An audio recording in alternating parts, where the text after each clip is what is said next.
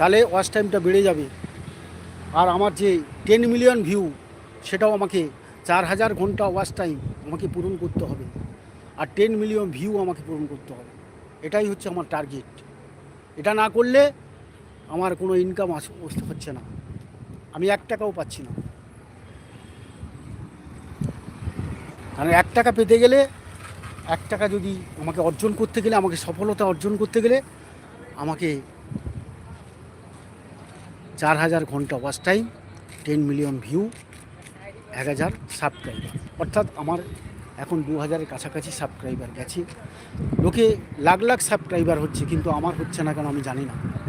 কোথায় ভিডিও থেমে যাচ্ছে, কোথায় ভিডিও দর্শকরা দেখছে না, দর্শকরা ঠিকমতো পৌঁছাতে পারছে, দর্শকের কাছে যাচ্ছে না। সেই জন্য আমি তো বারবার, আমি যাদের ইলেকট্রনিক্স মিডিয়া যারা আছে, তারা আমার ভিডিওটা ফলো করুন।